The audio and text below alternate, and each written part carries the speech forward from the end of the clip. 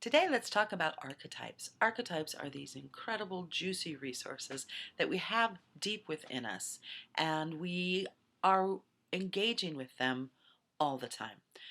If we bring our awareness to them, they can be incredible treasures and incredible resources for us in our lives.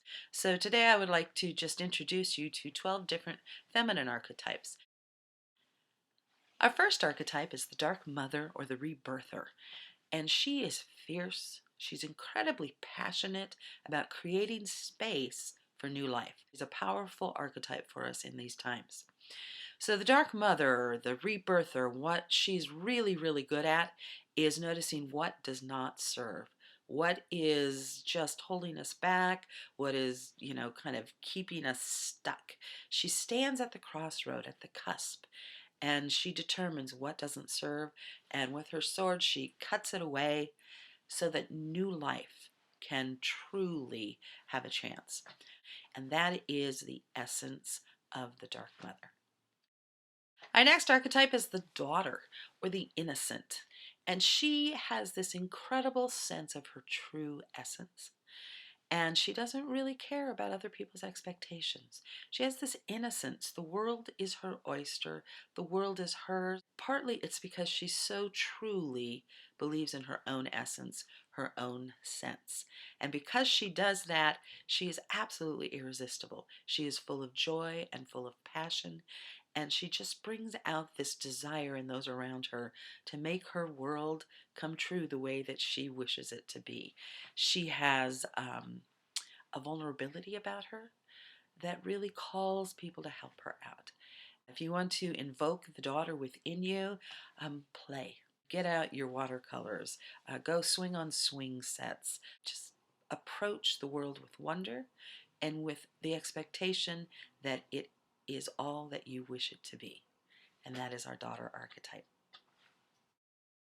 Hi, our next archetype is the maiden. And the maiden belongs to no one but herself. She's no longer a child, not quite an adult. And if you think about when we often say we're going to take a maiden voyage, a new ship will take a maiden voyage, a new car, it has the basic skills, it has everything there that it needs, but it doesn't have experience. So this maiden voyage is its step out into the world to gain experience. And that is the essence of the maiden. She's an adventurer, but she's not really all that sure of herself. So we can use this archetype to step out into the world in a new way without having a lot of expectations of ourselves in terms of doing everything right. Because the maiden isn't particularly concerned about that. She belongs to herself, so she's seeking to find what works for her. And she's a delightful archetype. So call on the maiden in your life. Take that maiden voyage in some area that you haven't explored. Our next archetype, the blood sister or the sister woman, is an incredible source of strength. Sister women gather for inspiration, for shared story and wisdom. And within that gathering, we build our confidence, we build our sense of ourselves, and it allows us then to go out into the world with an open heart, with a wild spirit, with this sense that we really can do what it is that we are being called to do. The sister woman gets her strength from the community of shared sisterhood. Our next archetype is the lover, and the lover gives herself or himself passionately, full of wonder, full of a lot of energy, and really driven by the need to conceive, to create. She is not limited to romantic endeavors. Light your lover up. Let yourself approach the world passionately with wonder. And if you're not in touch with what is passionate for you, that's a really good place to start. Play, call upon the daughter to kind of play, and then when you find what really speaks to you, give it your passion and invite the lover into your life. The mother archetype is that caring, everyday sense, nurturing presence. And she teaches through modeling. The mother goes about her business, making sure that things are done that need to be done in order for things to keep going. And she just does this. And then the children, whether those be actual physical children, the employees, or just friends and neighbors who feel that sense of being mothered, they learn from her through just watching her. So the mother is a model, and again has that nurturing, caretaking essence about her. The midwife has been there, has done that, and is offering herself as a mentor. The midwife is there to cut the cord, to help you along the way. She is a reflection in some ways of the dark mother. She also stands at the cusp. Something new is being born. The midwife is there to help you through it, to encourage you, and to, when you need it, give you assistance. Amazon has an integrity of purpose. She has a wildness in her spirit, and she is actually a more mature version of the daughter. She too has this incredible sense of her own essence.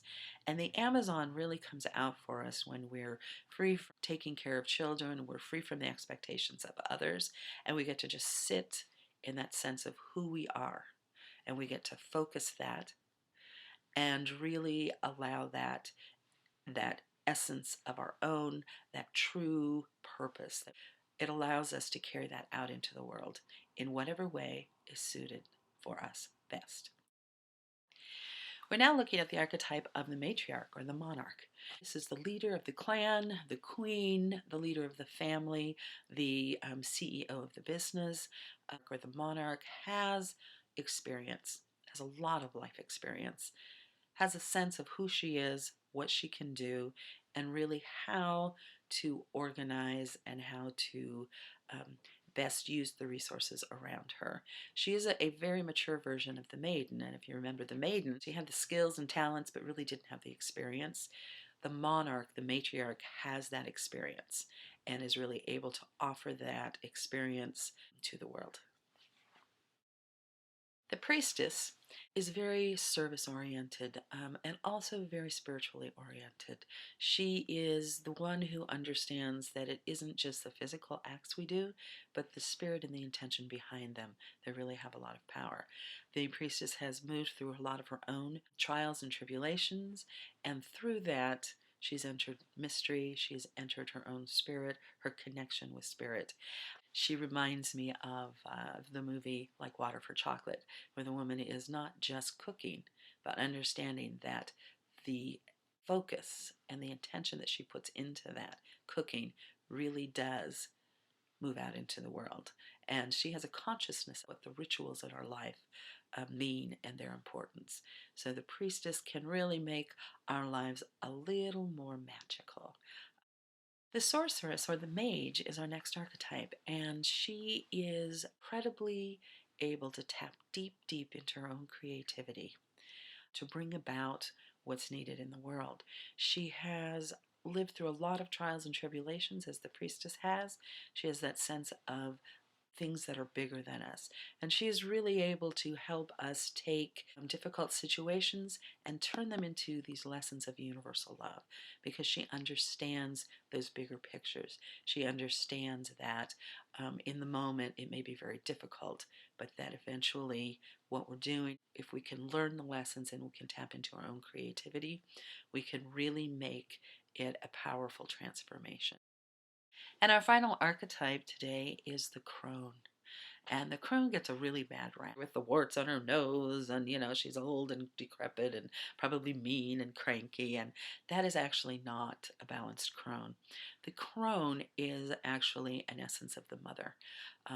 But whereas the mother is really involved in the everyday, crone is older, she has way more experience, and she tends to be in retreat, kind of in peaceful place, and you need to come to her. But she's there to share story and wisdom and perspective. And so going to the crone is a really wise thing to do when we're stuck and we need that perspective. I invite you to take some time and play with the archetypes. If you'd like to explore the archetypes more on your own, please visit my blog, which is playwitharchetypes at wordpress.com.